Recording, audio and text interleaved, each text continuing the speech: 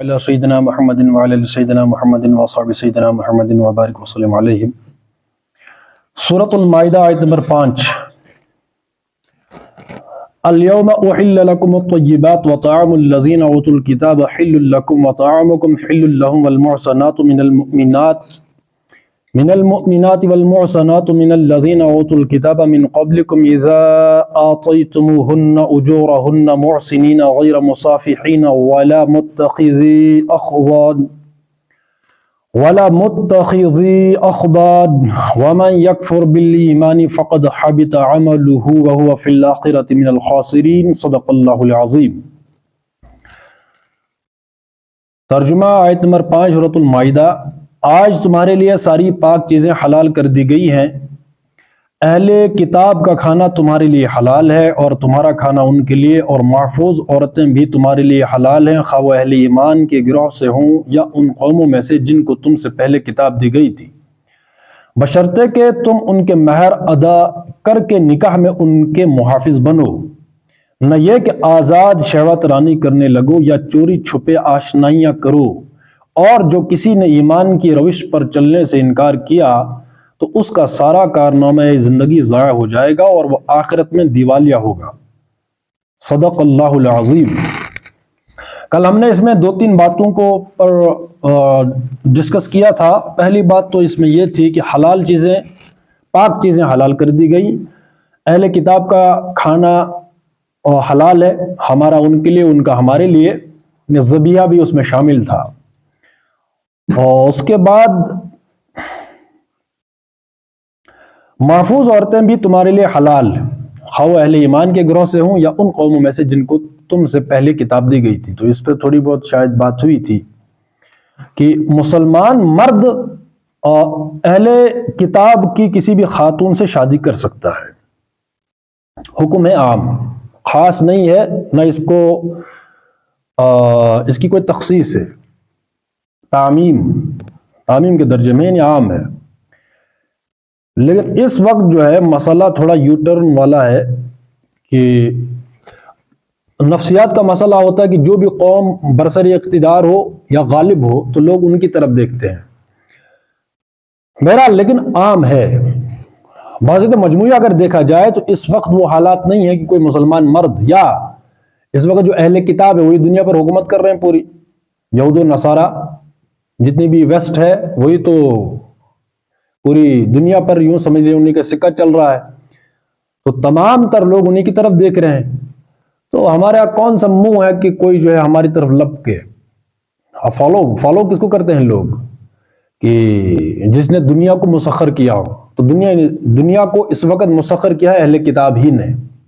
ہاں گالیں ہم دیتے ہیں وہ الگ بات ہے، کسی نے کوئی کچھ بھی کیا تو یہ بولتی ہے غیروں کا لباس ہے، یا غیروں کا یہ ہے، یا غیروں کا وہ ہے، یہ تو یہودی ہو گیا، یہ تو عیسائی، وہ گالیاں تو فری ہیں بھائی، گالیوں پر کس نے پابندی لگا رکھی ہے؟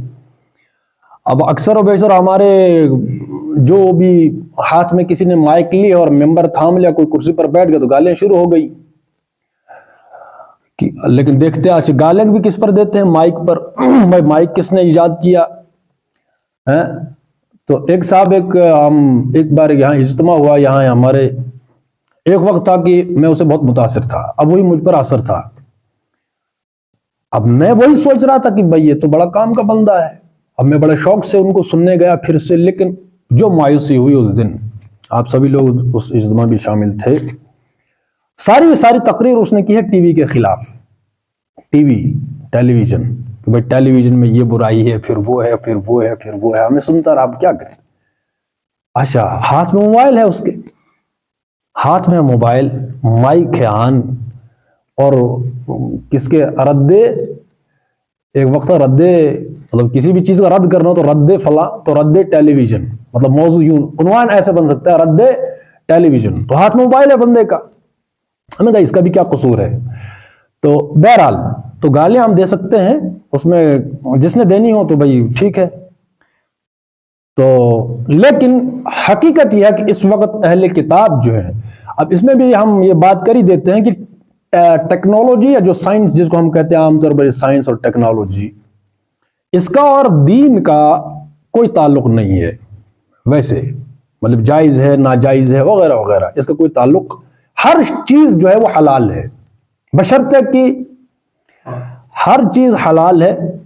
اگر ہم کوئی غلط کام یا غلط کام لیں اس چیز سے، ٹیکنالوجی سے، تو ٹیکنالوجی کا قصور نہیں ہے، یہ میرا آپ کا قصور ہے، نہ کہ کسی ٹیکنالوجی کا۔ اب مائک ہے، جب بھی پہلے بار سنا کہ مائک آئی ہے تو بھی فتویٰ دیا گیا، وہ جو ہے سپیکر آئے ہیں تو بھی فتویٰ ہے، موبائل فون آ گیا وغیرہ، جو بھی نئی چیز آ گئی ہے تو اس میں جو ہے تو فطرت نے گیپ ڈھونڈنا شروع کر دیا کہ بھئی یہ جائز ہے ناجائز ہے وغیرہ وغیرہ۔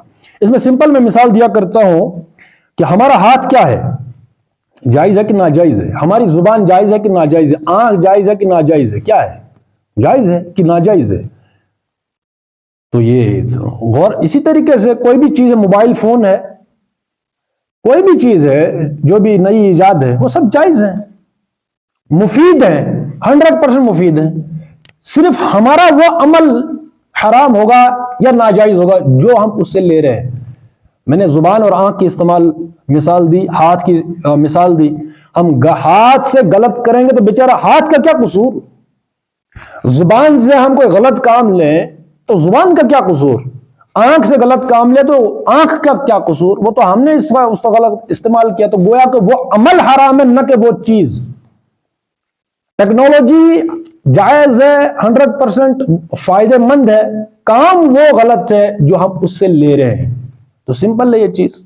تو بہرحال دوسری اس میں یہ ہے کہ ٹیکنالوجی ہے، اب اکثر و بیشتر یہ بحث چھڑنے میں آتی ہے یا چھڑتی ہے، اکثر و بیشتر کا بالکل میکسیمم مسلمانوں نے کچھ نہیں کیا، مسلمانوں نے کچھ نہیں کیا، اب یہاں جو ہے وہ غیر مسلم جو ہے وہ سائنس میں آگے ہیں، ٹیکنالوجی میں آگے، ان کی ترقی دیکھو، وہ کرو یہ کرو، ہم تو پیچھے۔ یہ انتہائی گمراہ کن اور انتہائی جہالت پر مبنی بیان ہے۔ جو بھی ٹیکنالوجی کا دھماکہ ہوتا ہے، وہ جو انکشاف ہوتا ہے، کوئی بھی چیز نئی ڈسکور ہو رہی ہے، کسی نے کوئی چیز بنائی ہے، زمین کو کھنگالا ہے، زمین کو خوبصورت بنایا، خوبصورت کا مطلب کہ کوئی نئی چیز اس نے ہمارے سامنے رکھ دی کہ نئی چیزیں اس کائنات میں، وہ جو اقبال نے کہا کہ آ رہی ہے دمادم صدا کن فیکون، یہ کائنات ابھی ناتمام ہے شاید۔ تو اگر کسی انسان نے بلیک ہول ہے مان لیجئے، تو وہ کون انسان، وہ نہ مسلمان ہے، وہ نہ غیر مسلم ہے، وہ ایک انسان ہے۔ کوئی بھی انسان کسی بھی کام کو کرے، لگن سے تحقیق کرے، تجربہ کر لے، وہ کوئی بھی انسان ہو سکتا ہے، اس میں ہندو مسلم عیسائی یہودی وہ کوئی بحث نہیں، وہ انسان ہے۔ اس کی میں مثال دیتا ہوں کہ اگر فار ایگزامپل کوئی سائنٹسٹ ہے بہت بڑا، یا آئنسٹائن کی بات ہم لے لیتے ہیں، نیوٹن کی لے لیتے ہیں، کارل مارکس کی لے لیتے ہیں، فلاسفر تھا یا کوئی سائنس، اس نے کمال کر دیا جب وہ ایمان میں داخل نہیں تھا، مسلمان نہیں تھا، مطلب میں ایگزامپل دے رہا ہوں ابھی۔ بعد میں یہ ہوتا ہے کہ آئنسٹائن نے فار ایگزامپل، اگر آئنسٹائن نے کیا کیا کہ اسلام قبول کر لیا، کیا کہ نہیں کیا، اس کے بعد میرا امت مسلمہ یا مسلمانوں کا رویہ کیا ہوگا، ان کا سٹیٹمنٹ کیا ہوگا، بیان کیا ہوگا، کیا وہ اس نے جو تھیوری دی تھی سائنس کے حوالے سے، وہ اس کو آن کریں گے یا اس کا رد کریں گے؟ کیا کریں گے؟ رد تو نہیں کریں گے نا، آن کریں گے۔ کیوں بھائی؟ جب تم نے خود کہہ دیا کہ مسلمان سائنس میں پیچھے ہیں، ٹیکنالوجی میں پیچھے ہیں، اس نے کچھ بھی نہیں کیا، تو جب اس نے ایمان قبول کیا، مسلمان ہو گیا، تو اب اس کا وہ کام حلال کیسے ہو گیا؟ اب وہ مسلمانوں کے کھاتے میں کیوں کر ڈل گیا؟ یہ تو مسلمانوں کی ایجاد ہے۔ دیکھو آئنسٹائن بھی مسلمان تھا، کارل مارکس دیکھو، کارل مارکس نے پہلے خدا کو ہی نکال دیا پورے سسٹم سے، اب دیکھو ایمان قبول کر لیا تو کارل مارکس مسلمانوں کی جے جے، یہ کیسے ہو گیا پھر؟ تو امیچور جہالت پر مبنی ہے بھائی۔ یہ سائنٹسٹ جو بھی ہے وہ انسان ہے، عقائد کے ساتھ، عقیدے کے ساتھ بلب جل رہا ہے، تو تجربہ ہے کہ ایمان ہے یہ۔ اب جب حضور صلی اللہ علیہ وسلم نے جب ہجرت کی تھی، حضور صلی اللہ علیہ وسلم سارے صحابہ نے، تو تعبیر نخل کا واقعہ وہاں پیش آیا کہ وہ جو کھجور کا وہ جو کھیتی ہے، نر اور مادہ ہے اس میں، تو ان کو وہ قریب کرتے تھے، تجربہ تھا کہ وہ قریب کریں گے۔ قرآن کی آیت بھی ہے کہ ہم نے ہر شے کو جوڑے کی شکل میں پیدا کیا۔ اب وہ جو ہے ان کا اپنا تجربہ تھا، وہ جو انصار تھے وہاں کھیتی ہوتی تھی، قریب کر لیا کھجور کا وہ جو 2 پودے تھے، تو کیا ہوتا تھا، پیداوار زیادہ ہوتی تھی۔ اب حضور صلی اللہ علیہ وسلم نے جب پہلی بار دیکھا ہوگا تو بس حضور نے فرمایا کہ اگر تم ایسا نہ کرو، یعنی یہ جو نر مادہ 2 پودے ہیں ان کو قریب نہ کرو، تو کیا ہوگا؟ مطلب اگر یہ ضروری ہے، اگر تم ان کو قریب نہ کرو تو کیا فصل نہیں ہوگی؟ اب یہ حضور صلی اللہ علیہ وسلم نے منع نہیں کیا کہ بھائی تم کیا کر رہے ہو، نہیں، ہوا یہ کہ صحابہ نے جو بھی وہاں کے تھے، وہ جن کا یہ تجربہ تھا، انہوں نے اس سال ان کو قریب نہیں کیا، نتیجتاً فصل کم ہو گئی۔ اب حضور صلی اللہ علیہ وسلم کے پاس آئے ہیں اور فرمایا کہ ایسے ایسے ہوا کہ آپ نے کوئی اشارہ دیا تھا لیکن اس کے نتیجے میں فصل کم ہو گئی۔ تو حضور صلی اللہ علیہ وسلم نے جواباً کیا فرمایا تھا کہ آپ مجھے ان کاموں کے لیے نہیں بھیجا گیا کہ تجربے کی جو چیزیں ہیں، مجھے بھیجا گیا ہدایت کے ساتھ۔ ہدایت کیا ہے؟ دنیا میں نظام کیسے چلے گا، حلال کیا ہے، حرام کیا ہے، ترغیب کس چیز کی ہے، رائے ہدایت جس کو ہم کہتے ہیں۔ باقی جو یہ والے معاملات اور یہ کام ہے، آپ کا تجربہ جو کچھ کہتا آپ وہی کریں۔ اب عقیدے کے ساتھ اس کو کیا تعلق تھا؟ بھائی وہ ایک پیداوار ہے، فصل ہے، جو بھی تجربہ ہے، فصل بڑھنی ہے، پیداوار ہونی ہے۔ اسی طریقے سے ہر چیز جو ہے وہ تجربے کی بنیاد پر جیسا بھی تجربہ ہوگا وہ چیز ہو جائے گی۔ تو اس لیے سائنس کا، ٹیکنالوجی کا، کسی انسان نے کوئی چیز بنائی ہے، ہم اس کا رینٹ ادا کر رہے ہیں، کوئی کرایہ دے رہے ہیں، پیسہ دے رہے ہیں، جو بھی اس کے عوض ہم اس کا استعمال کر رہے ہیں۔ ہر بندہ کیا اہل کتاب کو کوئی سائنٹسٹ ہے؟ کارل مارکس کتنے ہیں؟ آئنسٹین کتنے ہیں؟ نیوٹن کتنے؟ بھائی ایک ایک ہی بندہ ہے نا، یہ اللہ کی عطا ہے۔ کسی کا ذہن کچھ ہے سائنٹیفک، کسی نے فلسفی میں کام کیا، کسی نے اور کسی، ہر بندہ تو ان کا بھی جو ہے فلاسفر اور سائنٹسٹ نہیں ہے۔ کوئی اکا دکا آتے ہیں دنیا میں اور دنیا چلنی ہے، تو اس کو ہم اس کھاتے میں نہ ڈالیں کہ وہ مسلمان پیچھے رہ گئے، وہ آگے نکل گئے۔ بھائی یہ انسان ہے۔ اب اس کا حوالہ کیا ہے کہ آدم کو کل چیزوں کے نام عطا کیے، تمام تر جو بھی کائنات میں ہے، جو کچھ بھی ہے، ان کا نالج دیا گیا۔ کس کو؟ یہ جو مٹیریل ورلڈ ہے، یہ جو ٹیکنالوجی کا دھماکہ ہے، یہ بالقوہ موجود ہے انسان ابن آدم کے اندر۔ آدم علیہ السلام کو جب کہ کہا فرشتوں نے یہ خون ریزی کرے گا، کاہے کو بھیج رہے ہو اس کو خلیفے کی حیثیت سے؟ پھر اللہ نے آدم علیہ السلام کو کل نام سکھا دیے۔ تو کس چیز کے نام سکھائے ہوں گے؟ جس دنیا میں بھیجا ہوگا، ٹھیک ہے؟ تو ہم جب بھی کسی نام، کسی بھی چیز کا نالج حاصل کرتے ہیں تو نام کے ساتھ ہی کرتے ہیں نا۔ یہ قلم ہے، یہ موبائل ہے، یہ مسجد ہے، تو نام ہے نا۔ تو اللہ کہتا ہے کہ آدم کو اللہ نے کل نام سکھائے، تو وہی میراث ہے۔ اب آدم کی اولاد کون ہے؟ صرف مسلمان ہے؟ بھائی آدم کی اولاد تو آدم کی اولاد ہے نا، چاہے وہ مسلمان ہو غیر میں، انسان ہے بھائی۔ کامن چیزیں ہیں، وہ ہوتی ہیں کچھ۔ عقیدہ الگ چیز ہے کہ میں اس فلسفی کو مانتا ہوں۔ فلسفی کیا ہے؟ فلسفی تو فلسفی ہے، عقیدہ تو عقیدہ ہے، نظریہ ہے۔ تو ٹیکنالوجی کے ساتھ اس کا کوئی واسطہ نہیں ہے، بلکہ جو ٹیکنالوجی اور سائنس مادی کائنات ہے، اس کا نالج حاصل کرنا بلکہ مسلمان پر زیادہ فرض تھا۔ قرآن میں شد و مد کے ساتھ مادی کائنات ہی کی قسمیں کھائی گئی، اور پہلی آیت جو اتری ہے وہ اقرا، پڑھے۔ تو پڑھائیں، پڑھنا کیا ہو گیا؟ فرض ہو گیا۔ اب پڑھنا کیا ہے؟ قرآن میں جتنے بھی اشارے دیے گئے ہیں، چاہے وہ مادی کائنات کے متعلق ہوں، چاہے وہ میٹا فزکس کے وہ چیپٹر ہو، متشابہات کا، محکمات کا، کائنات کا، آسمان کا، ستاروں کا، چاند کا، پہاڑوں کا، دریا کا، ہوا کا، یہ قسمیں کھاتے ہیں اللہ۔ تو گویا اشارہ اگر قرآن میں ہے تو فرض ہو گیا۔ نفسیات کا، نر اور مادے کا، انسان کی تخلیق کیسے ہوتی ہے، والسماء والطارق، سورہ طارق میں ہے، فَلْيَنظُرِ الْإِنسَانُ مِمَّا خُلِقَ۔ اب دیکھو ایک نیا چیپٹر کھل گیا کہ نہیں کھلا کہ انسان کی جو ہے ماں کی پیٹ میں وہ کیسے پیدا ہوتا ہے، کیسے وہ جو ہے اس کی تخلیق ہوتی ہے، اس کے جو مدارج ہیں وہ کیسے ہیں، ایک نیا چیپٹر ہے۔ تو گویا قرآن جو ہے جس چیز کی طرف اشارہ کر رہا ہے وہ فرض ہو گیا۔ تو اس حوالے سے ایمان لانے کے بعد مٹیریل ورلڈ کا نالج حاصل کرنا مسلمان پر فرض کے درجے میں ہے۔ بات سمجھ رہے ہیں؟ تو یہ نہ دیکھیں ہم کہ بھائی اچھا یہ چیز ہے تو یہ تو اس کی ہے، پھر نہیں، ہم مکلف ہیں، اور جو بھی نئی چیز ہے ٹیکنالوجی کے ضمن میں جو بھی چیز آئی ہے اس کا ہم فائدہ حاصل کریں، ٹھیک ہے نا؟ فائدہ لیں، جو کام ہو ہم اس سے لیں، اس پر بحث کہ بھائی جو تم کام لے رہے ہو اس چیز سے یہ جائز ہے یا ناجائز ہے، وہ کام ہوگا، بلکہ وہ شے حرام نہیں ہے۔ اتنا کامن سینس ہونا چاہیے ہر ایک انسان میں، نہیں تو وغیرہ میں کہتا ہوں کہ آنکھیں پھوڑو، پھر ہاں ہاتھ ہے، زبان ہے، جو بھی ہے، تو ان سے ہم غلط کام بھی لیتے ہیں، لیکن آج سے کسی نے فتویٰ نہیں دیا کہ بھائی یہ کیا ہے۔ ٹھیک ہے، لے دے کے بحث وہی آگی، فوٹو کھینچنا حرام ہے کہ حلال ہے، پھر وہ ہے، پھر یہ، لیکن کریں گے وہی، کارے بد کرے خود. تو فتویٰ بھی وہ ہم دیں جو بھی ہے جس میں بعد میں شرمندگی نہ محسوس ہو یا یو ٹرن نہ لینا پڑے کہ نہیں ہماری تعویل تب یہ تھی پھر وہ تھی. نہیں، ٹیکنالوجی ایک الگ چیز ہے، اس سے ہم فائدہ لیں، بس اتنی سی بات ہے. باقی میں نے جو کہا امیچور اور جہالت کے نتیجے میں گالیاں، تو اس کو دیتے رہیں بھائی. اس میں کس گورنمنٹ کی طرف سے پابندی یا آئنسٹین کی طرف سے پابندی ہے کہ بھائی جو ہے فرسٹ لا جو ہے یہ جو گریویٹیشن ہے تو گالیاں نکالتے رہو بھائی، کوئی مسئلہ نہیں کہ وہ تھے وہ یہ ہے. اچھا مسئلہ یہ ہے کہ جو بڑا فلاسفر ہوتا ہے، جو جتنی بڑی چیری دیا کوئی فلسفہ دیتا ہے، لوگ اسی کو فالو کرتے کہ نہیں کرتے؟ اب کارل مارکس کدھر ہے؟ ہم یہاں کارل مارکس کر رہے ہیں. فرائیڈ ہے، ابھی ہم یہ پڑھ رہے تھے. ٹھیک ہے، تو جو بھی کوئی، میں نے کہا کہ چاہے اچھا کام ہو برا کام ہو، اس کے لیے بھی بڑا ذہن چاہیے. ہم جیسوں کو اکثر و بیشتر اس وقت انبیاء کے وارث ہے، کوئی کیوں فالو کیوں نہیں کرتا؟ کوئی، کیونکہ انہوں نے کوئی بڑی فلسفی پیش نہیں کی. حالانکہ میرے آپ کے پاس فلسفی کھلی تھی قرآن کی.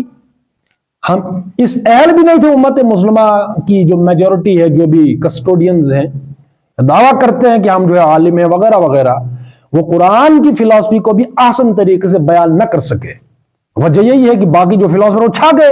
اور کارل مارکس کدھر تھا؟ جہاں وہ رہتا تھا وہاں سے ان کو نکال دیا گیا، انقلاب کہیں دوسری جگہ. اس کا مطلب دمخم تھا کسی فلسفی میں کہ انہوں نے پیسے دیا لوگوں کو کہ تم میری فلسفی کو امپلیمنٹ کرو اپنے ملکوں میں. ایسا تو نہیں ہوا، یہ سیکولرزم ہے. آج کسی بندے نے ایک دو بھی نہ پڑھا ہو، ABC کی بھی نہ آتی ہو، لیکن سیکولرزم کی بات کرے گا، جمہوریت ڈیموکریسی کی بات کرے گا نہیں کرے گا، نیشنلزم کی بات کرے گا نہ کرے گا. تو یہ فلسفی ہے کس نے دی؟ کیوں جو امپلیمنٹ ہے مسلمان ملکوں میں بھی؟ حالانکہ اللہ کریں گے ایاک نعبد و ایاک نستعین بھی پڑھیں گے ہر تقریر میں اور لیکن وہاں بھی سیکولرزم ہے. تو یہ کس نے ان کو جو ہے پیسے دیے تھے؟ سیکولرزم کا جو موجد تھا عمران خان کو پیسے دیے کہ تو ایاک نعبد بھی پڑھ، لیکن سیکولرزم کو نافذ کرنا ہے. بسم اللہ بھی پڑھو، اس کے بعد تکبیر کے نعرے بھی لگاؤ، لیکن ڈیموکریسی جو ہے تم نے امپلیمنٹ کرنی ہے. تو یہ اس کا مطلب ہے کہ فلسفی کوئی دم ہے. بات سمجھ رہے ہیں؟ میرا آپ کے پاس فلسفی تھی، لیکن اکثر و بیشتر جو کہ ہم اس سے وہ فلسفی بھی نہ لے سکے. اتنی بڑی اللہ کی فلسفی، اللہ کی دی ہوئی، کوئی نئی تو کریٹ نہیں کرنی تھی. کاؤنٹر کر سکتے تھے جو بھی کسی انسان نے فلسفی دی تھی. ہم قرآن کے ذریعے سے اس کا دور چار کی طرح اور قرآن کے ذریعے سے اس فلسفی کا منہ بند کر سکتے تھے، اس کو دفن کر سکتے تھے. لیکن ایسا نہیں ہوا. ہم زمین سے نیچے آسمان کے اوپر، اور جو بھی کوئی آیت آئی ہے سائنٹیفک یا جو بھی ویسے نفسیات سائیکولوجی یا فلسفی، اس کی ہم تشریح یوں کرتے کہ بھائی اللہ کی قدرت ہے. تو بس ہم نے اللہ کی قدرت ہے. باقی جن کو ہم گالیاں دیتے ہیں انہوں نے اسی قرآن کی ان آیتوں کو کھولا. قرآن نے کہا اقرا پڑھیں، تو جن کو ہم غیر کہتے ہیں انہوں نے تحقیق کی زمین کی، کائنات کی، کھنگالا زمین کو، خوبصورت بنایا، فلسفی دی. تو لوگ ان کو فالو کریں گے کہ ہماری تشریح کو یہ اللہ کی قدرت ہے. وہ تو سب کو پتہ اللہ کی قدرت ہے، نیچر ہے. لیکن اس کی وہ جو ہے پروسیس کیا ہے، اس کا علمی پروسیس کیا ہے، تجربہ کیا ہے، اس کا یہ چیز بنتی کیسے ہے. تو یہ ہے کہ ہم تحقیق کریں جو کہ ہم پر فرض ہے، کوشش کریں. بات سمجھ رہے ہیں؟ اس لیے وہ جو احمد جاوید صاحب کا قول ہے کہ ہم بڑے لوگوں کو دیوار نہ بنائیں بلکہ دروازہ بنائیں. دروازہ سمجھتے ہو نا، کہ ان سے ہم کچھ سیکھیں.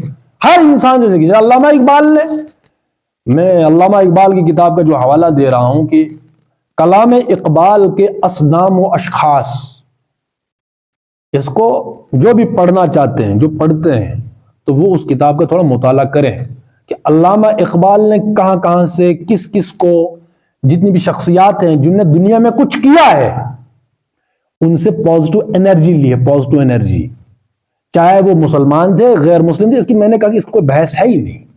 ہم نے لینے پازیٹو چارج، ہم نے پازیٹو انرجی لینی ہے. وہ اس سے سیکھنا ہے کچھ عملی دنیا میں آنے کے لیے. اگر کسی نے، چنگیز خان تھا، ہٹلر تھا، ابلیس تھا، یہاں تک کہ ابلیس نے وہاں سے بھی کچھ نہ کچھ لیا. لیکن یہ بڑا ذہن تب ہوتا ہے کہ جب ہمارا ورلڈ ویو کلیئر ہو، مقصد کلیئر ہو، تو ہم کسی نیگیٹو ایپیسوڈ یا نیگیٹو ورلڈ ویو سے بھی کچھ پازیٹو چیزیں لیتے اپنے ورلڈ ویو میں، اپنے مقصد میں فٹ کرتے ہیں. تو مقصد کس کا پورا ہو رہا ہے؟ میرا، آپ کا، کہ ان کا؟ ایک ہوتا ہے کسی کی آئیڈیالوجی کو پورا کا پورا لینا، کوئی کہ میں کسی فلاسفر سے متاثر ہوں، میں پوری فلاسفی کو جی رہا ہوں. ایک یہ ہوتا ہے کہ نہیں، فلاں فلاسفر کی یہ بات ہے، ہم اس کو ایڈجسٹ کر رہے ہیں اپنے نظام الفکر میں اور نظام العمل میں، یعنی میں اپنی بات کو مستحکم کر رہا ہوں کسی اور کی بات کو لے کر. کسی اور کی بات کو میں نے لیا، میری بات ہو رہی ہے مستحکم، لیکن وہ ایڈجسٹ کرنا بھی آنا چاہیے. ایسا نہیں ہے کہ میں کسی ویسٹرن فلاسفر کو پڑھ رہا ہوں، کسی ابلیس کو پڑھ رہا ہوں، ابلیس کا کوئی عمل ہے تو میں تو اسی کو ہو گیا، وہ تو الگ چیز ہے نا، لیکن اس سے وہ اتنی ہی چیز لینی جتنا کہ مجھے درکار ہے. بات سمجھ رہے ہیں؟ تو اس کی کوئی بھی پازیٹو چیز ہے. تو یہ ہمارا طریقہ ہونا چاہیے کہ ہر وہ بندہ جس نے دنیا میں کوئی کام کیا ہو، ہم اس سے کچھ نہ کچھ حاصل کریں. تو علامہ اقبال کا جو کلام اقبال ہے، اس کتاب کو پڑھے بغیر اکثر و بیشتر کلام پڑھا نہیں جا سکے گا جب تک ہم اس کتاب کا مطالعہ نہ کریں. کہ کلام اقبال کے اشخاص اور اصنام ایک کتاب ہے ڈاکٹر نہال الدین کی، ڈاکٹر محمد نہال الدین، یہ پی ایچ ڈی تھیسس اصل میں. تو انہوں نے وہ تمام تر شخصیات، چاہے وہ اصنام، اس کا نام ہی اصنام و اشخاص، انبیاء سے لے کر عام انسان تک، یہاں تک ابلیس، جتنے بھی ہیں دنیا میں، جس نے جو کچھ اثر لیا، جو کچھ دنیا میں کوئی اثر چھوڑا ہے، تو علامہ اقبال نے ان کو اپنے کلام استعمال کیا ہے. تو اس کتاب میں ان تمام جو کریکٹر جتنے بھی اس اقبال کے کلام میں استعمال ہوئے ہیں ان کو علیحدہ کیا گیا اور ان کا تعارف پیش کیا، وہ کون تھے. جن لوگوں کو علامہ اقبال نے اپنی شاعری میں استعمال کیا وہ تھے کون. اب مان لو کسی کو پتہ ہی نہیں ہے، کسی کو لینن کون ہے، علامہ اقبال نے اس کا استعمال کیا اپنی شاعری میں، تو قیامت کے صبح تک اس کو پتہ چلے گا کہ بھائی شاعر اقبال کیا رہا ہے. کوئی پتہ چلے گا؟ کچھ بھی پتہ نہ چلے. نیپولین ہے، ٹھیک ہے، مطلب ایسے بہت سارے نام ہیں. تو جب تک ہم ان کا تعارف حاصل نہ کریں تب تک. اچھا، کارل مارکس کی فلسفی ہے، نیست پیغمبر ولیکن در بغل دارت کتاب. اب مارکسزم کہیں نہیں پتہ ہو کسی کو تو یہ شعر کاہے کو سمجھ، ابلیس کی مجلس شورا کیسے سمجھے گا وہ بندہ؟ ٹھیک ہے نا. تو ہم پڑھیں بس، یہ قرآن یہ فرض ہے. تو اہل کتاب جو ہے، ان کی جو عورتیں ہیں، مسلمان مرد ان سے شادی کر سکتا ہے تعمیم کے حکم میں. لیکن بات یہ آئی تھی یہاں پر کہ وہ اس وقت غالب ہیں تو وہ ہماری طرف کوئی توجہ نہیں دے سکتے مسلمان بحث مجموعی قوم کے. ہاں، فرد یہ بھی ہو سکتا ہے کہ کوئی فرد ہے انڈیویجول، کوئی شادی کر لے کسی اہل کتاب خاتون سے، معاملات چلتے ہیں.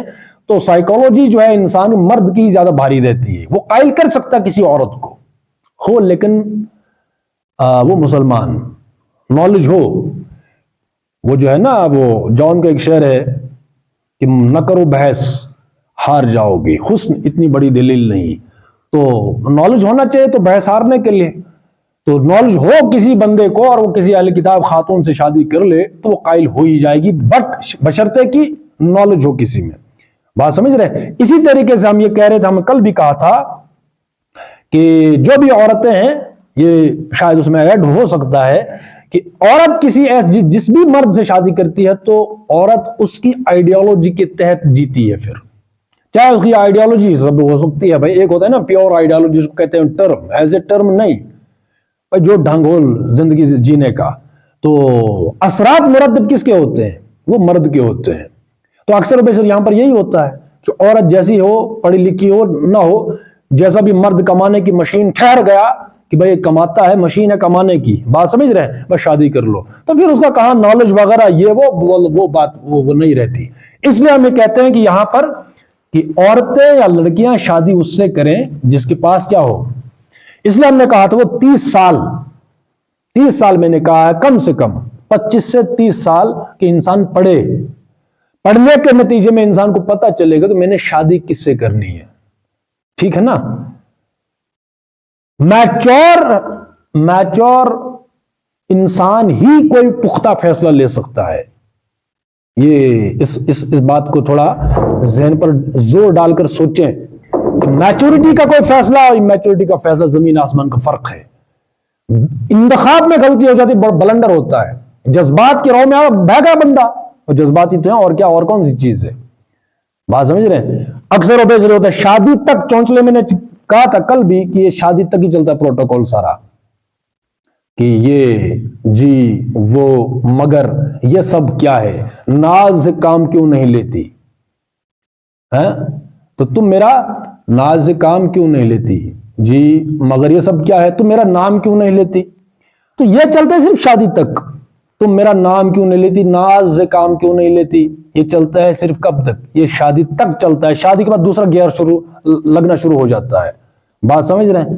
اس کے بعد یہ ہے تم نے میرا نام کیوں لیا، اتنی بدتمیز ہو تم. یہ یو ٹرن ہو جاتا ہے بھائی. یہ شاعری جو ہے فٹ بیٹھتی ہے. اکثر و بیشتر امیچور ہوتے ہیں، جاہل، جذبات کے رو میں آ کر ڈوپامین کے مریض. وہ کہتے تم نام کیوں نہیں لیتی، ناز سے کام کیوں نہیں لیتی. تو شادی کے بعد کیا ہوتا ہے؟ اس کا بالکل الٹ ہوتا ہے. اس کے برعکس چلتا ہے کہ تم نے میرا نام کیوں نہیں، تمہیں اتنی تمیز گھر والوں نے نہیں سکھائی. شوہر کا نام سے لیتی ہو، پھر وہ ڈانٹ چلتی ہے. تو پھر وہ لمحوں نے خطا کی تھی، صدیوں نے سزا پائی. اس لیے میں کہتا ہوں اصل محبت، اصل وفا کا امتحان شروع ہوتا ہے شادی کے بعد. کوئی مجھ سے یہ چیلنج نہ کرے اور کوئی دعویٰ نہ کرے کہ ہم تو یہ کرتے ہیں، ہم تو وہ ہیں، ہم تو لیلا مجنون کی پریکٹیکل مثال ہے. تو ڈپلیکیٹ لیلا مجنون نہیں. میں یہ کہہ رہا ہوں کہ شادی کے بعد شروع ہوتا ہے یہ سارا معاملہ. اس لیے ہم نے کہا بار بار کہ اپنے جذبات کو، تجربات جو بھی ہو، وہ آیت بھی ہے نا کہ پوچھو ان سے جو تم میں سے جاننے والے ہوں. یہ آیت ہے قرآن کی، فصل اہل ذکر، وہ ہے نا اس قسم کی آیت ہے کہ ان سے پوچھے جو تم میں سے جاننے والے ہوں. تو اکثر ویسے یہ ہوتا کہ جب بھی کوئی سمجھانے والا ہوتا، ابھی میں سمجھا رہا ہوں، تو جو بھی اس چکر میں ہوں گے یا اپنے تئیں زوم ہوگا یہ کہ بھائی ہم تو مجنوں کی قبر پر بھی لات مار رہے ہیں یا مار سکتے ہیں، یا فرحاد کی قبر پر بھی لات مار سکتے ہیں، تو تو کاہے کو سمجھائے گا بھائی، ہم تو تجھ سے آگے ہیں. یہ ہوتا ہے. ترتیب یہ ہے کہ ان سے پوچھے. اب میں دعویٰ نہیں کر رہا ہوں کہ میں بہت بڑا علامہ ہوں اس فیلڈ میں، یا مجھے، لیکن سمجھے، اگر میں سمجھا رہا ہوں اس کا مطلب سوچ سمجھ مجھے کچھ اہمیت. ایک ہوتی ہے کسی بات کی اہمیت جب آ جاتی ہے نا، بندہ اس کو رٹتا ہے. اس کو کہتے ہیں مجنوں کی بڑھ. تو کوئی مجنوں ہوتا ہے وہ ایک ہی بات کیوں رٹتا ہے؟ بات سمجھ رہے ہیں؟ تو مجنوں کی بڑھ نہ سمجھیں، بلکہ اس کی کوئی اہمیت، اس کو کچھ اہمیت دیں. تو میں کہہ رہا ہوں کہ یہ جو ہے وہ چلتا ہے شادی. تو شادی سے پہلے اپنے جذبات کو چینلائز کریں. بات سمجھ رہے ہیں بھائی؟ مجھے انسان پڑھے گا تو شوق ہے، مطلب انرجی، مطلب سمپل اس کو سمجھ لیجئے، انرجی ہے مجھ میں تو میں کوئی کام کروں گا. اور سب سے بڑی چیز ہوتی ہے شوق. شوق ہی ہوتا ہے، پڑھنے کا شوق ہے، کام کرنے کا شوق ہے، ادھر جا رہا ہے، کما رہا ہے، وغیرہ وغیرہ، یہ کام ہوتے ہیں. لیکن جب شوق کسی اور راستے کے اندر زائل ہو گئے تو پڑے گا کب؟ سب سے بڑی بات ہوتی ہے وقت. 24 گھنٹوں میں سے میں نے 12 گھنٹے ضائع کر لی، پھر سونا بھی ہے، کھانا بھی ہے، چلنا بھی ہے، یہ بھی ہے سب، تو ٹائم کاہے کو ملے گا؟ بات سمجھ رہے؟ تو ہم سب سے زیادہ فوکس دیں 30 سال تک، کم سے کم 25 to 30 سال تک ہم دیں پڑھائی پر، فوکس کریں پڑھائی پر. پھر ایک ہائٹ بنتی ہے انسان کی، سٹیٹس، ہائٹ ایک معیار بنتا ہے. میں نے کن لوگوں کے ساتھ بیٹھنا ہے، کن لوگوں کے ساتھ چلنا ہے. اور پھر تو شادی تو لائف ٹائم کے لیے ہوتی ہے بھائی. طلاق اتفاقی حادثہ ہی ہے نا، لیکن یہ نیت کر کے ہم بیٹھتے ہیں کہ شادی کرنے پھر طلاق ہونے 5 سال کے بعد، ایسا تو نہیں ہوتا نا. تو یہ والا اس انتخاب میں اکثر و بیشتر ہو جاتی ہیں غلطیاں.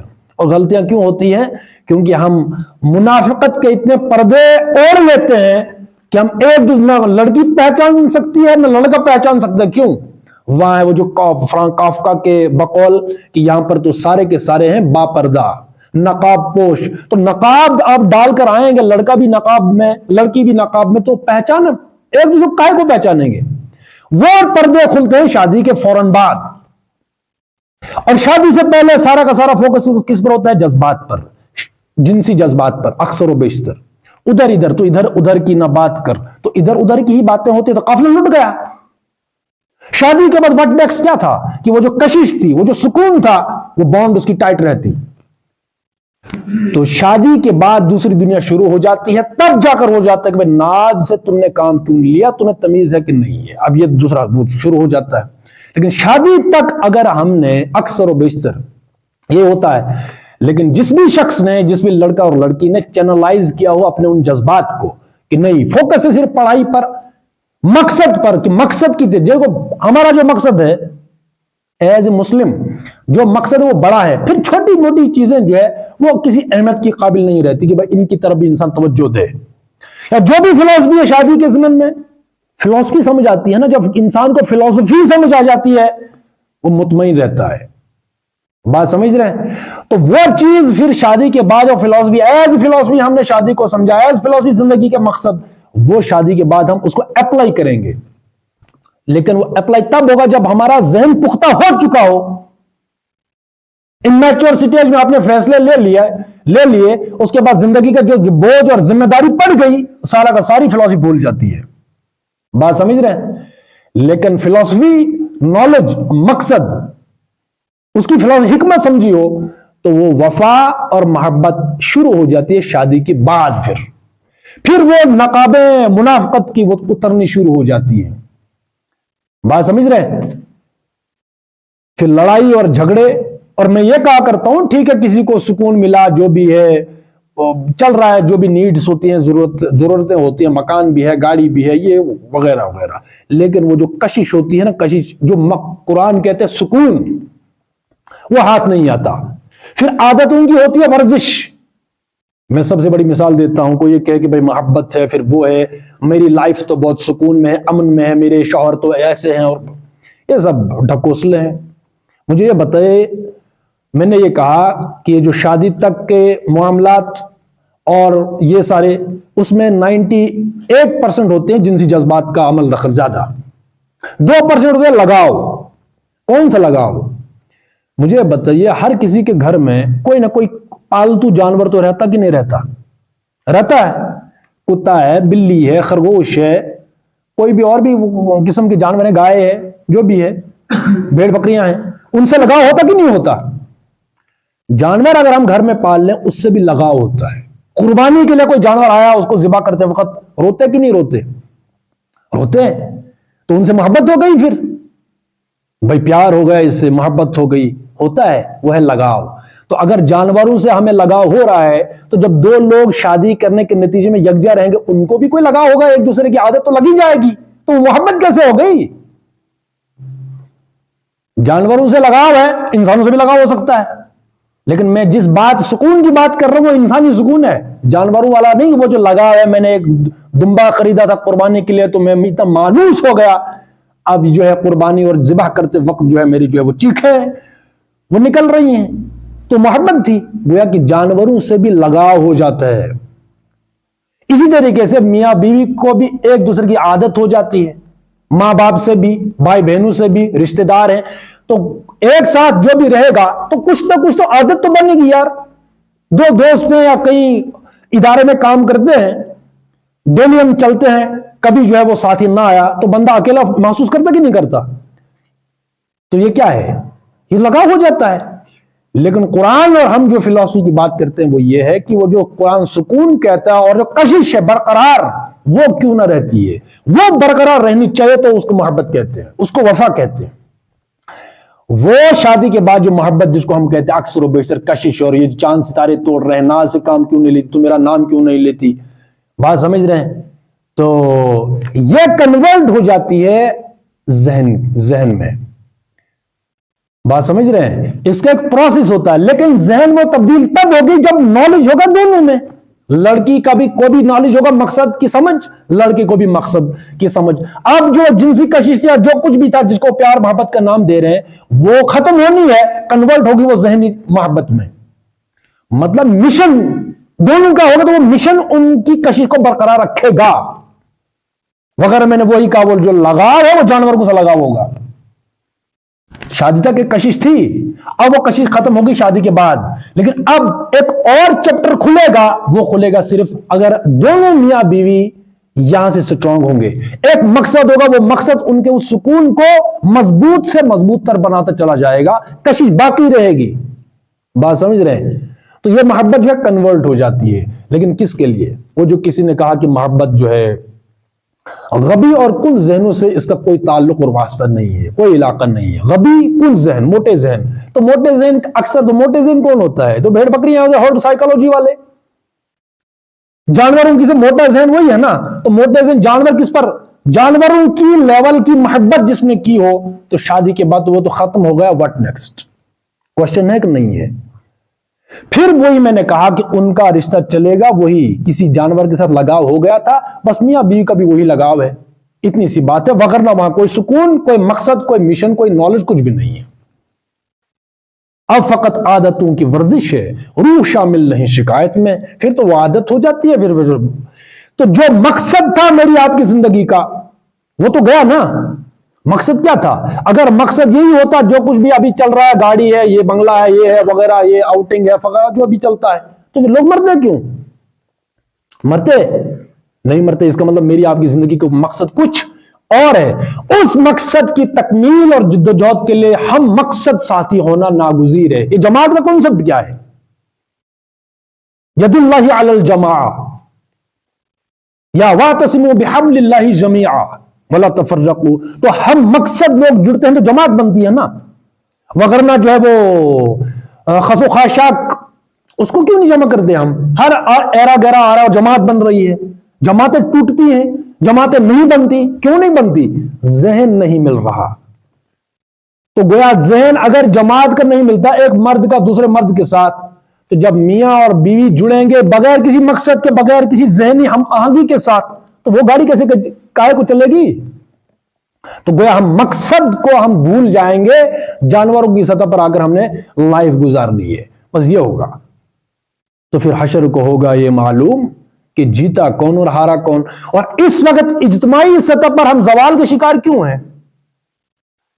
30 साल 40 साल में हमें समझाना पड़ रहा है अक्सर बेशर नमाज क्या है, नमाज की फिलोसफी क्या है, इस्लाम किस चीज का नाम है, इसमें मुआशी निजाम भी है, उसमें फलान निजाम भी है, इसमें विरासत भी है, क्या क्या ये उसी का नतीजा है।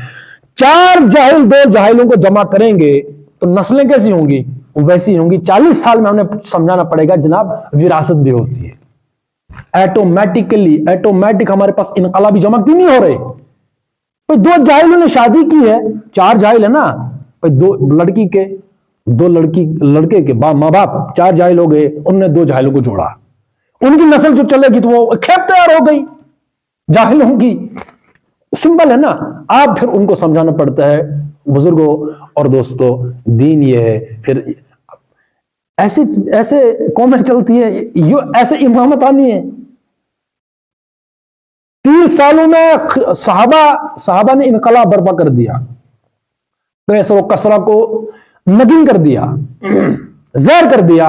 और हम 30 सालों में अभी तक जो है सूरतुल फातिहा कहां नाजिल हुई? मक्के में कि मदीने में? अभी तक हमें यही क्लियर नहीं। मक्की और मदीने सूरतों की वो तकसीम क्या है? कुरान कैसे नाजिल हुआ? कुरान जमा कब हुआ? अक्सर कुछ पता नहीं। कुरान जमा कब हुआ ये भी नहीं पता, हदीस कब जमा हुई ये भी नहीं पता। ये बुनियादी बातें हैं ना, ये बुनियाद है। कुरान किस हुजूर सल्लल्लाहु अलैहि वसल्लम के टाइम पर कितनी किताबें थी? अक्सर पूछे, लोगों को पता चले शायद यही किताब आई है सीधे आसमान से और जो पढ़ रहे हैं। अब क्या है? ये वही है, तुक्के में काम चलते हैं। ये हमारी जो है पूरी वो जो है तरतीब, अगर हिफ्ज़ मरातिब न कुन्नी जिंदगी, तरतीब आप सामने ना रखो। इंसान की डेफिनेशन बताओ किसी को, भाई इंसान, चलो इंसान की तस्वीर बनाओ। कोई इंसान उठेगा वो पहले घुटने बनाएगा, फिर पैरों की उंगलियां बनाएगा, फिर अंतड़ियां बनाएगा, फिर कुछ और रीढ़ की हड्डी बनाएगा। क़यामत की सुबह तक कोई इंसान की शक्ल बना सकेगा? क्यों? तरतीब उसके पास नहीं है, तरतीब उलट गई। ऐसा ही है ना। लेकिन तरतीब हमारे सामने, सबसे पहले वो सर डालेगा, 2 बाजू है, दाढ़े 2 टांगे हैं, इंसान कंप्लीट।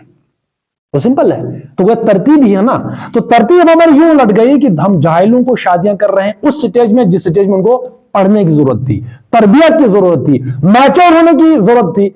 उनने जो जज्बात में आकर जो है वो जानवरों की सतह पर, जानवरों की जज्बात, तो इंसान ह्यूमन वो जो है social, man is a social animal. तो सोशल एनिमल तो एनिमल होता है, फिर उसकी नीड फुलफिल फिगर है, शादी करनी है, शादी हो गई तो वो खत्म हो गया। तो अब उसके पास कौन सा मकसद रह गया? तो नस्लें कौन सी पैदा होनी है? 2 जाहिलों की। भाई जितना मुझे नॉलेज होगा तो मैं अपने बच्चे को पढ़ाऊंगा ना, कि किराए का कोई टीचर पढ़ा सकता है मेरे बच्चे को? मतलब जो जिंदगी का मकसद है वो तो पढ़ाएगा, मैथ पढ़ाएगा, वो साइंस की कोई वो इक्वेशन पढ़ाएगा, और क्या पढ़ा सकता है वो? इतनी फुर्सत है किसी को कि मैं आइडियोलॉजी पढ़ाऊंगी? मेरी आपकी जिंदगी मकसद क्या है मुझे तो नहीं है। किसी टीचर ने आज तक ये जो मैं बातें बयान कर रहा हूं किसी ने नहीं पता है। भाई किसको इतनी फुर्सत है? کس کو فرصت ہے؟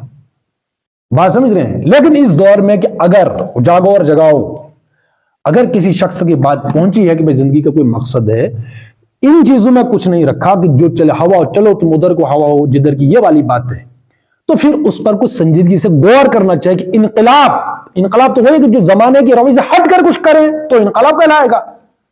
وہ شادی تو ہو ہی رہی ہے نا 20 سال میں، 30 سال میں، یا 15 سال اور 22 اور 25 ہٹو بچوں قسم کی۔ کوئی ایسا بندہ بھی کرے شادی کی، کوئی مشنری ڈھونڈے، لڑکی مشنری لڑکا ڈھونڈے، لڑکا مشنری لڑکی ڈھونڈے۔ یہ یاد رکھیں، میں نے وہی کہا، یہ فلٹر ہے، فلٹر، منافقت کے پردے ہیں، پردے، تکلفات، شادی تک، شادی کے بعد سارے پردے ہٹ جاتے ہیں، پھر لگاؤ رہتا ہے۔ وہ جانور، بلی پالی تھی، بلی مجھے پیاری ہے، کتا پالا تھا میں نے، کوئی کتا رکھا ہوا ہے تو کتے سے بھی ہوگا نا، چلو بے ٹہلتے ہیں، تو یہ ہوتا ہے۔ بات سمجھ رہے ہیں؟ واقعی کہ میں نہیں، میری زندگی کا مقصد تیرے دین کی سرفرازی۔ تو اگر واقعی زندگی کو مقصد سمجھا رہا ہو کہ مقصد ہے زندگی کا، تو ہم سفر چاہیے، ہجوم نہیں، ایک مسافر بھی قافلہ ہے مجھے۔ بات سمجھ رہے ہیں؟ تو وہ ہوگا، وگرنہ وہی وہ گھسیٹنا پڑے گا۔ لمحوں نے خطا کی تھی، صدیوں نے سزا پائی۔ تو جب گھر سے اور ہم سفر جو بھی ہوگا، میاں اور بیوی ایک دوسرے کی ٹانگیں گھر میں ہی کھینچیں گے، تو آگے کیا کون سا اسے ماری کا سر کرنا ہے؟ کبھی ہوگا؟ بات سمجھ رہے ہیں؟ تو اس لیے ہم یہ کہہ رہے ہیں کہ پڑھائی پر فوکس، بس یہ چیز۔ اس کے بعد کل بھی میں نے کہا تھا کہ پھر لڑکا جو ہے وہ لڑکی کا وہ لاش کی طرح نہیں، پہلے مجھے چہرہ دکھاؤ، مجھے وہ قائل کرے گا اس کا چہرہ کہ نہیں کرے گا، وہ چہرہ تو نہیں دیکھنا نا، اس نے کرائٹیریا فٹ کرنا کہ بھئی یہ مقصدی ہے، مشنری ہے کہ نہیں ہے، چاہے پھر ایج اس کی کیسی بھی ہو، شکل اس کی کیسی بھی ہو۔ اسی طرح سے لڑکی ہے تو لڑکی پھر وہ لڑکے کا پورا وہ جو بایو ڈیٹا نہیں لے گی اسکریننگ کہ کیا ہے وغیرہ وغیرہ، ایج ہے، فلاں خاندان ہے، شادی ہے نہیں ہے، وہ مشنری ہے بندہ، بات ختم۔ کچھ سال گزارنے ہیں تو بھائی چلے جانا ہے، اپنا مقصد۔ ہم تو دیہڑی کے مزدور ہیں، اپنا کام کرنا ہے، یہ نہیں ٹینشن کہ بھائی عمارت بننی بھی ہے کہ کب بننی ہے کب نہیں بننی، ہم نے تو اپنی دیہڑی لگانی ہے ایمانداری کے ساتھ، چلے جانا ہے، یہ بس یہ چیز ہے، ٹھیک ہے نا۔ تو اس میں اقرا پہلی آیت ہے وہ فرض ہے، اور قرآن میں جتنی بھی آیتیں ہیں سائنس کے متعلق ہے، مادی کائنات کے اکثر و بیشتر وہ ہیں، تو ان کا نالج حاصل کرنا بھی کیا ہے، وہ فرض ہے۔ تو پھر جا کر یہ چیزیں بھی سمجھ آنے لگ جاتی ہیں۔ تو ہم یہ پڑھ رہے تھے اہل کتاب کی خواتین جو بھی ہیں وہ ان کے ساتھ نکاح کرنا جائز ہے، بشرطے کہ تم ان کے مہر ادا کر کے نکاح میں ان کے محافظ بنو، نہ یہ کہ آزاد شہوت رانی کرنے لگو یا چوری چھپے آشنائیاں کرو۔ آزاد شہوت رانی کرنے لگو یا چوری چھپے آشنائیاں کرو، مہر ادا کر کے، یعنی نکاح کرنا ہے۔ بات وہیں کی وہی ٹھہر گئی پھر سے اس وقت اکثریت کی۔ سب سے بڑے جو مجرم ہیں وہ والدین ہیں۔ والدین کو پتہ ہونا چاہیے کہ میری بچی کی عمر کیا ہے، اس کے تقاضے کیا ہیں، اس کے شوق کیا ہیں، لڑکا کیا کر رہا ہے، لڑکی کیا کر رہی ہے، ان کے نکاح کب کرنے، ذمہ داری کس کی تھی؟ یہ والدین کی ہے۔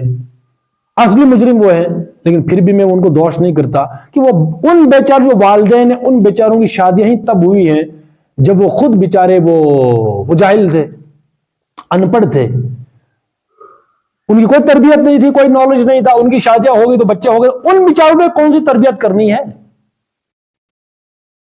اس لیے آج کے لیے جو انٹرنیٹ کا دور ہے، سوشل میڈیا کا، موبائل فون ہے سب کے ہاتھ میں، اب جو ہے نالج کا دھماکہ ہو چکا ہے، ہر ایک کے پاس صحیح دعوت پہنچ رہی ہے، یا کوئی انسان تحقیق کر سکتا ہے۔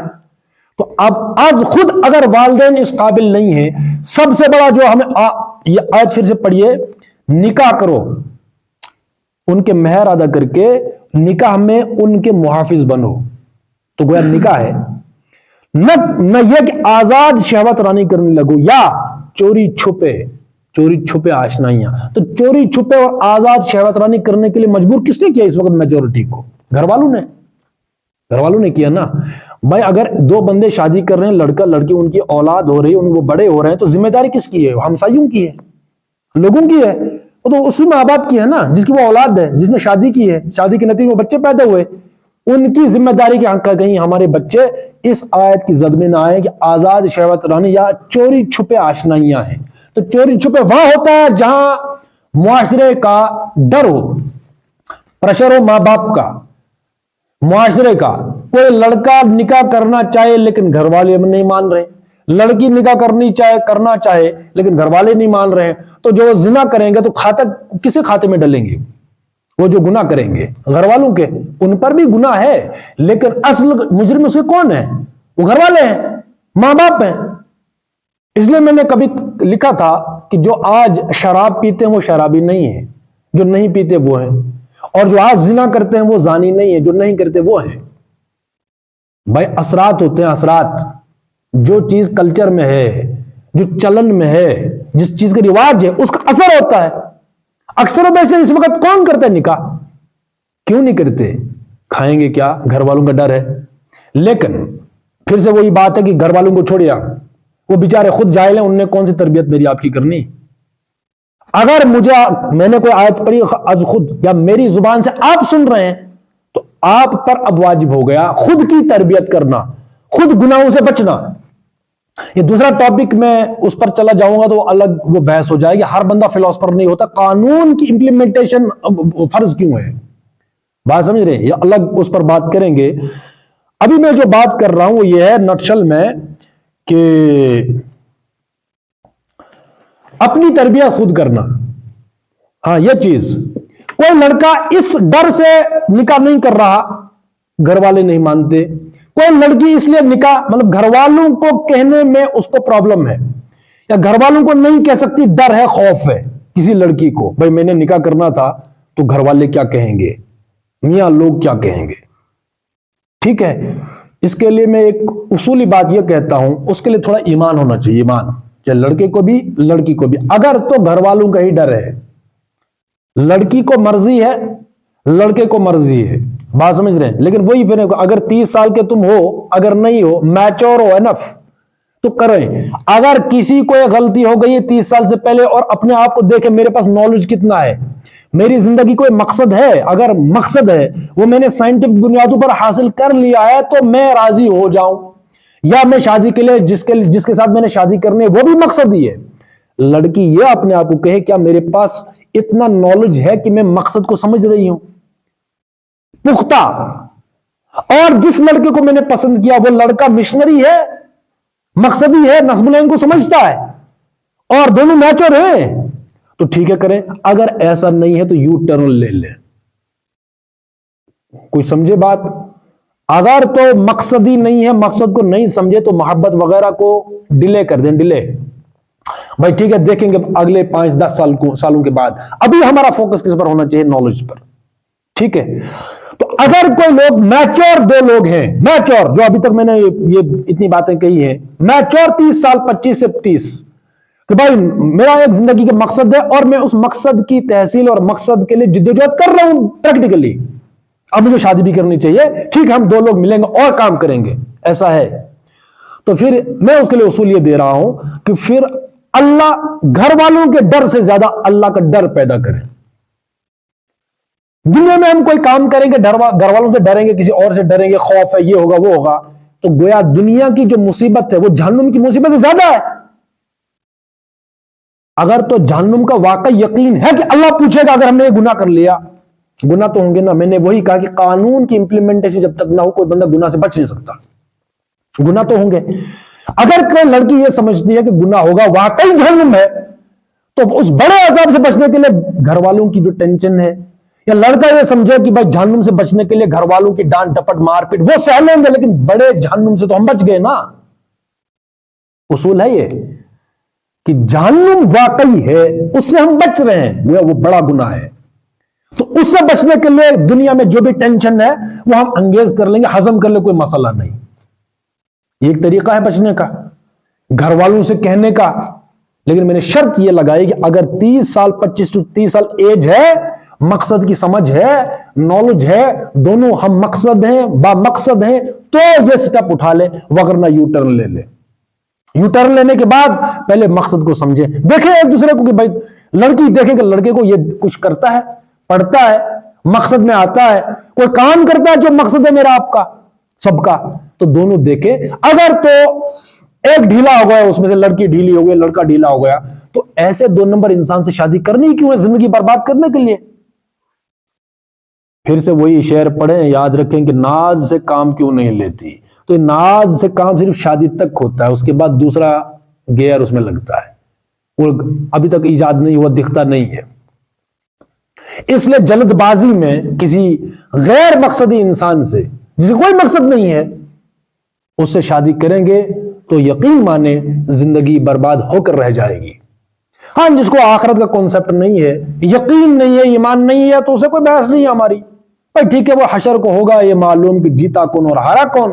وہ جب موت کا فرشتہ دروازہ کھٹکھٹاتا ہے نا، دروازہ، تب ہم کہتے ہیں عین الیقین الہاکم التکاثر حتی زرتم المقابر کلا سوف تعلمون ثم کلا سوف تعلمون کلا لو تعلمون علم الیقین۔ تو پھر ہم یقین کی آنکھوں سے دیکھتے ہیں واقعی یہ تو آخرت اور جہنم تو یہ تو واقعی ہے، اے اللہ ہمیں اب مہلت دے، تو پھر مہلت نہیں ملتی۔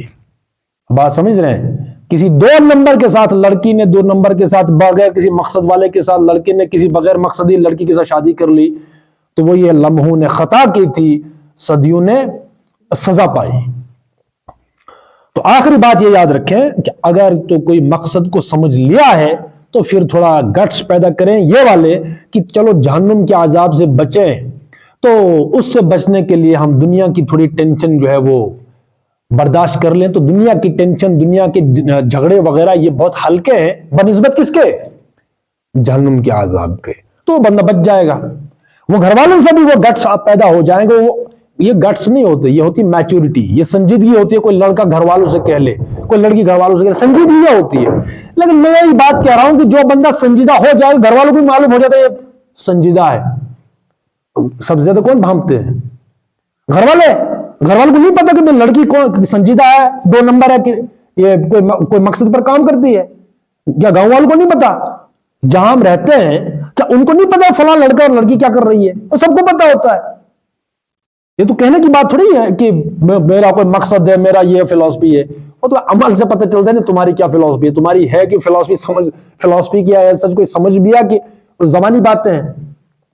بات سمجھ رہے ہیں؟ تو پتہ چل ہی جاتا ہے کہ کس بندے کا کیا مقصد ہے۔ پھر وہ گھر والے بھی اس کی بات میں وزن محسوس کرتے ہیں، جب وہ گھر والوں کو بات کرتے ہیں یا کوئی پوچھتے ہیں، کوئی صلاح، کوئی مشورہ، کوئی جو بھی رائے دیتے ہیں، گھر والے اس کی بات میں کیا کرتے ہیں؟ اس کو مانتے ہیں کہ نہیں، یہ جو بات کہہ رہا ہے اس میں کوئی سنجیدگی ہے، کوئی وقار ہے، کوئی وزن ہے، سیریس بندہ ہے، لائف کو سنجیدگی کے ساتھ جی رہا ہے۔ گھر والے وہ کوئی بیوقوف تو تھوڑی نہ ہے کہ ان کو کوئی بات سمجھ ہی نہ آئے۔ بات سمجھ رہے ہیں؟ اس لیے بھی پریکٹیکل اور سیریس نالج ہم حاصل کریں اور عملی میدان میں ہم آئیں کہ میری زندگی کوئی مقصد ہے، پھر ہر ایک کو کوئی اس پر ایکشن نہ لے، آج خود انسان زندگی گزارنے کے لیے تیار ہو جاتا ہے۔ پھر ہم بندہ اسی کا انتخاب کرتا ہے جو مقصدی ہو، غیر مقصد انسان کے ساتھ زندگی برباد کرنے کے لیے تیار نہیں ہوتے۔ تو یہ سارا کا سارا وبال اور جرم، مجرم ہے وہ لوگ جو ماں باپ کہلاتے ہیں، اور پھر وہ لوگ جن کو آج خود پتہ چلا ہے کہ ہدایت کیا ہے، صحیح کیا ہے، غلط کیا ہے، مشن کیا ہے، نصب العین کیا ہے، تب بھی وہ آزاد شہوت کرنے لگے یا چوری چھپے آشنائیاں کریں، تو خود آج وبال جو ہے ان کے کاندھوں پر ہے۔ تو انشاءاللہ اس سے آگے اور بات کریں گے کل۔